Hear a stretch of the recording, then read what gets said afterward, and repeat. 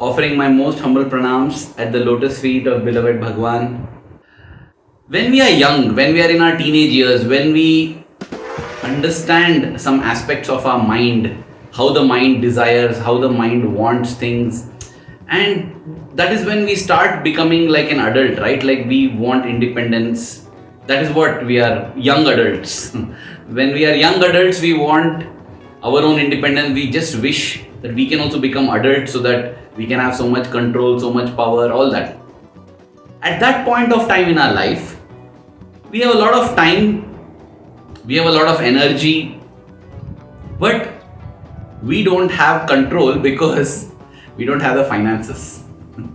Whatever I may want or choose, I have to go and ask my mother or father, Dad, can I do this please? Mom, can I do this please? Because they have to finance us. And that is why possibly we want to become adults, because wait, let me earn my own money, then I'll be my own master. That's our plan. As we grow to a stage where we are earning sufficiently well, we reach the stage that most of us are in today, as adults, where we have energy, we have money, but there's no time. That's why we want to learn about work-life balance. How do we balance? I don't have time at all. I want to do 100 things. I want to pursue my passion. I want to pursue my hobby. I want to travel. I want to do this. I want to do that. But there is no time at all. I have money. I have energy. No time. That's why we think, somehow let me do this, let me earn well, and that's it. After that, I'm going to rock and enjoy life post-retirement. And then we retire, we have money, we have time, no energy now. Oh, who will travel? Who will climb Mount Everest now? No, that was a childhood dream, it's okay. And then what do? We give talks to youth and tell them how important youth is. Youth is the greatest phase in life. So you see, what happens is, in each of these three phases of life, we are looking enviously at the other phases in life. We are not able to enjoy or take full benefit of the stage of life that we are presently in.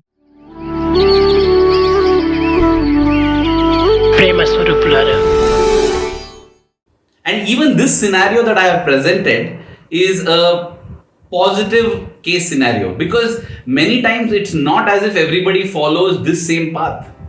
It's not as if as children, everybody has time and energy. Children get struck with diseases, health problems, various things, because of which they may not have the energy or the strength to do things. People may not get good jobs, and therefore it's not as if in the Middle Ages everybody has money and energy but lacking in time. No. And it's not as if in old age everybody has money and time but no energy. Many people don't have money, don't have time, don't have energy as well. So even the case that I presented is a very, very positive case. At least two of the three we are having. So to start off with, I feel one powerful remedy for any problem, this has been my experience, for any problem that we have in life, a powerful remedy is gratitude. Gratitude for what we have. As I said, each of those three stages in life pass with us feeling envious of the other stages in life. While we forget that we have 2 out of 3, we are looking at the one missing. The more time we spend on what is that one we are missing, as children we keep thinking of the money and power that we are missing. We forget to enjoy the time and energy that we have. As young adults and adults, we are so focused on the time that we are missing that we forget to enjoy the energy and money that we have. And in old age, same thing. Instead of focusing on what we don't have, can we start focusing on what we have? I remember the words of Helen Keller. Helen Keller is a legend. She was born blind and she was born deaf. Just imagine, 2 out of the 3 sense organs are gone. Now when you're born deaf, what happens is you're unable to hear anything and therefore you can't learn language. Therefore, because she was deaf, she also could not speak. She was mute. She couldn't speak, she couldn't hear, she couldn't see. And yet, if you see the story of her life, it's so inspiring because she actually spoke. There is, if I'm not wrong, a video on YouTube of Helen Keller actually speaking. She learned how to speak by feeling. Anne Sullivan, her teacher, first time taught her the first word water, water, by making her touch water. Just imagine learning to speak by just feeling objects. There's an entire speech that Helen Keller has given later in her life. It is not blindness or deafness that brings me my darkest hours. It is not blindness or deafness that bring me my darkest hours. It is the acute disappointment in not being able to speak normally. It is the acute disappointment in not being able to speak normally. Why did I bring up Helen Keller? Because Helen Keller said, I don't have time to complain in my life because I don't have enough time to count my blessings. Wow!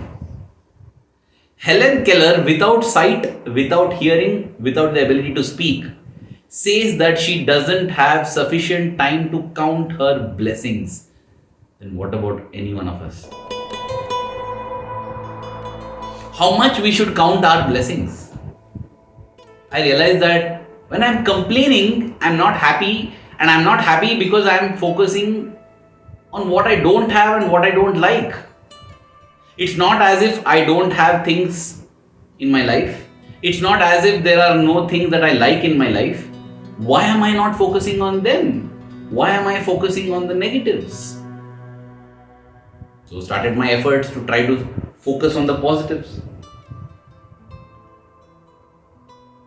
The other thing is, as they say, you may not get to do what you like, but you can definitely like what you have to do.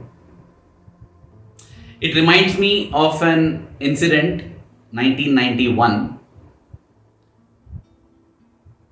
This is the experience of Dr. Sapphire, who was the first and longest serving director of the Sri Sathya Sai Institute of Higher Medical Sciences, the super specialty hospital at Bangalore. He had worked in the prestigious AIIMS, All India Institute of Medical Sciences, which is India's premier medical institution for research as well as for surgery. He was the director there, and he came to serve Swami. People who come to serve the Lord are from all categories in life. And here was the director of India's premier medical institution coming to serve Swami. And why was he coming? Because Swami had made a dramatic announcement during his previous birthday. Swami had just announced out of the blue. ఏ వైద్యాలయం నిర్మించినా ఏ విద్యాలయం నిర్మించినా వ్యాపారం వ్యాపారం వ్యాపారం కానీ ఉచితంగా బీదలను చూచి కరుణించేటువంటి వ్యక్తి కనిపించటం లేదు కనుక పల్లెలు ఎందే ఇలాంటి పవిత్రమైన యొక్క శక్తిని అభివృద్ధి పరచాలని చెప్పి సంకల్పించుకొని 100 కోట్ల వ్యయం చేత మన ప్రశాంతి నందు ఒక విధమైన వైద్యాలయం స్థాపించడానికి ప్రయత్నించాము.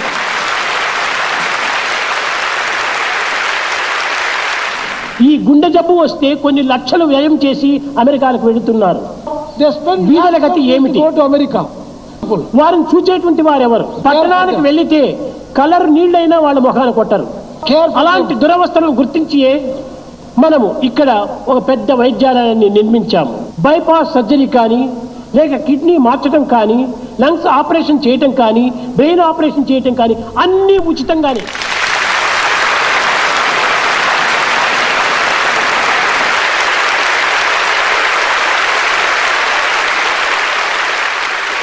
ప్రారంభోత్సవం కూడాను అప్పుడే నిర్ణయించుకున్నాం. 91 నవంబర్ 22 ఇది ప్రారంభోత్సవం చేస్తాం.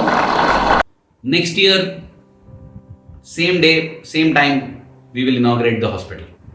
Wow! Not only did Swami announce the hospital, Swami even announced the inauguration. which day it will inaugurate. It is in 1 year. Building a super specialty hospital in a remote village. It was not so remote by then, but even then in a village without any infrastructure to support such a hospital. Wow, it would need a miracle. Everybody who were not Swami's devotees thought Swami is crazy. It's not possible at all. Even the members of the trust, central trust, they were wondering how on earth will this happen? How can it happen? And nobody had the slightest clue. Where do we get the funds? Where do we manage all this? How will it happen? And it's at this point in time that Dr. Sapphire also joined. And he was also very, very worried. He was worried whether the hospital will get completed in time or not. The hospital was to be inaugurated on 22nd, and so the 2 days before I came, I gave up, and I fell down on my bed at about 12 o'clock in the night. I said I cannot go any further because the hospital will not be ready to be inaugurated and operations have to be done. The conditions are not sterile. Scientifically, we are not ready. So I have failed my master, I told my wife, and I started weeping in my bed.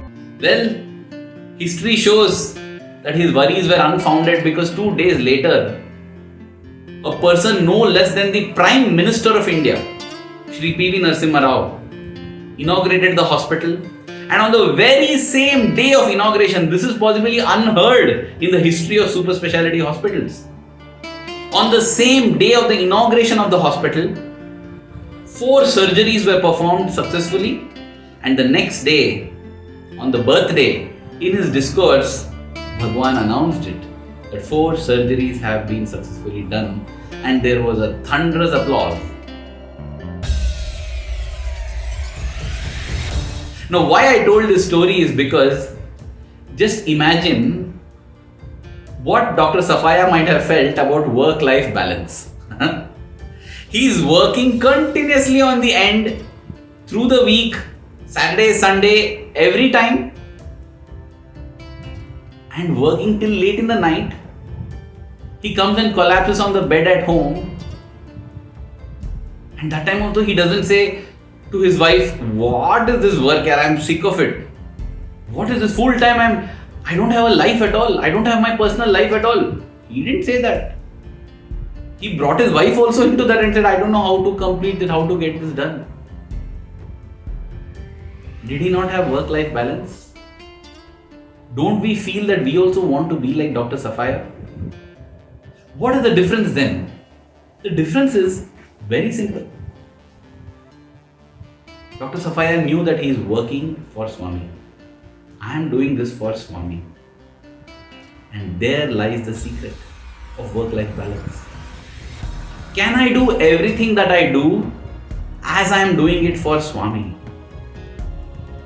Trust me, dear brothers and sisters, this is what I tell myself when I go out to work. Because, let's face it, there are only a very, very, very, very small number of jobs that directly involves speaking about Swami or working in the, even when you're working in the trust. Yes, it is Satyasai Trust, but you have to do accounts, you have to manage finances, you have to have human relations, you have to hire people, you have to fire people. You know, it's all what we call in quotes worldly jobs. It's about alignment in the heart. Suppose I'm doing a sales job. Let me consider that Swami has called me to the interview room, given me Pad Namaskar and said, "My dear child, my Bangaru, go, I want you to do this sales." How will I do it? Will I not do it the way Dr. Sapphire worked and did at the hospital? Even if my boss there comes and tells, "Hey, you did a good job, you can go home." If in my heart I am not convinced I have done a good job, will I not say, "It's okay, I want to stay on and do some more"? The reverse also holds good. When I am doing something for Swami, I am doing it for Swami's happiness in my heart. And when I have put my 100%, I know I have put my 100%. Even if my boss comes and tells your work sucks, you have not done a good job, in my heart I will tell, I didn't do it for you. I have done it for my Swami. And believe me, brothers and sisters, you may not get immediately recognition, you may not get immediate promotion or a hike, and you may see others who are possibly lying or who are possibly not being sincere. That also comes because of us being judgmental. But if we feel that also, don't worry. I always tell this to myself. Swami, you know what I am doing, right? That's enough for me. Because my Swami will protect me, my Swami will take care of me, my Swami will ensure that I get whatever I deserve. Yes. And whatever I am getting is what I deserve. I can't get anything that I don't deserve. So why is there any frustration, worry or problem? Swami, you take care. I'm doing it for you. This is a wonderful solution that I got as an answer, which I try to put into practice. There is a story of the Dharmavyada, of a monk who is sent to the Dharmavyada. Vyada is a butcher, chops meat. Here is a monk, the story goes that he is sitting and meditating under a tree. And when a bird dropping, it's natural for the bird. The monk is so angered, he looks up at the bird in anger, and the bird is burnt to ashes. And the monk feels happy. He's like, wow, what power I have got. I burnt the bird to ashes. Then he goes, now he's having that ego, he goes walking. He goes begging, but he's having that ego now. I can burn a bird with my sight. Bhavati Bhikshandehi, meaning, lady of the house, please give me some alms. But he tells it like a king demanding for his tax. And the lady says, sir, please wait. I'm serving my husband here. She doesn't know who I am. She doesn't know that I can burn a bird with my gaze. Bhavati Bhikshandehi. Oh, it's almost like, hey, lady of the house, you better come here. You don't know what I can do. I can burn down your house. The lady takes her time, serves her husband, comes walking out and tells, sir, please wait a little while. I'm here to serve you also. Don't get angry. I'm not a little bird that you can burn to ashes. And this monk is shocked. How does she know what happened? He realizes that without doing any tapas, without doing any penance, this lady of the house staying at home, doing all worldly things, is more advanced than him. He immediately falls at her feet and tells her, be my guru. She says, no, I'm not fit to be guru. You go to my guru. He'll be your guru. Who is your guru? That butcher, chopping meat. How can a butcher who does such terrible job be a guru? Look at this attitude. It's a very inspiring story from our scriptures, which shows how we transform our work into worship by doing everything we do for God. Arjuna butchered millions of people, killed them, right, in the Kurukshetra battle. And the Lord was his Sarathi. The Lord was his charioteer. We have our Sanatana Sarathi. I feel very overwhelmed when I think of how Swami so lovingly guides the chariots for each one of us. Each one of us are fighting our own wars, our own battles. Based on our own karmas, based on our own destinies. And he custom makes a path for each one of us with all love.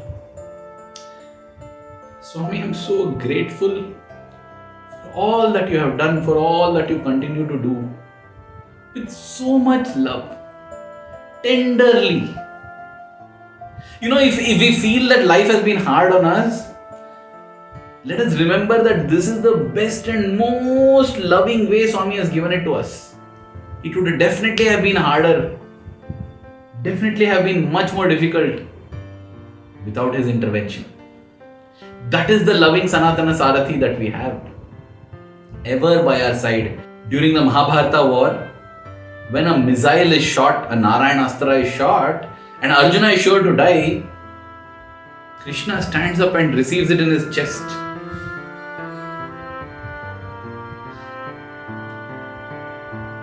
We don't realize that Swami does for us every time. He'll never allow anything to hit us, that which will destroy us. Because He's here as our Sarathi, He will guide us. We have to keep that in mind. Just accept whatever comes in life as the path through which He's taking us. We are just standing in the chariot. Let us remember He is guiding our chariot. So why worry about the path being taken? Let us do whatever we have to do as His task. Where then is the question of work-life balance? When my work itself becomes like my life, because I am doing it for Swami. It's a holy task that Swami has given me. I remember 2009 or 2010, we were all seated in the bhajan hall, and Swami was speaking about how each one of us is nothing but divine.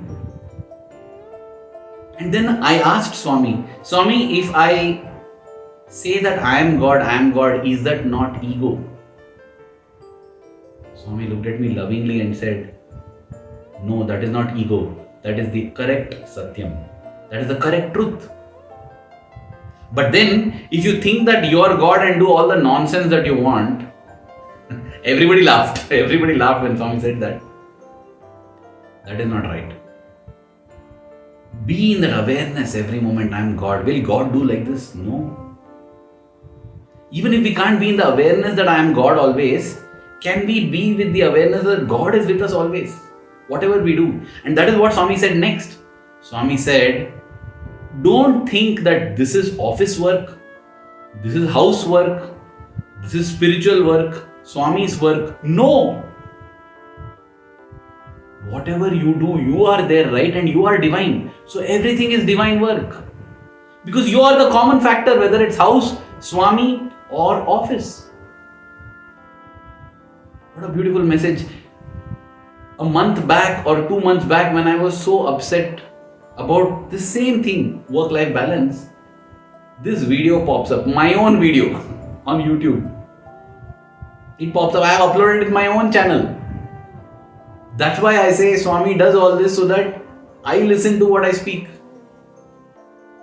Let us not separate something as good work, bad work. No. Swami is with me. Swami is guiding the chariot of my life. Wherever He takes me, that is the divine path that I have to go on to. I think all our work-life balance problems will cease at that moment.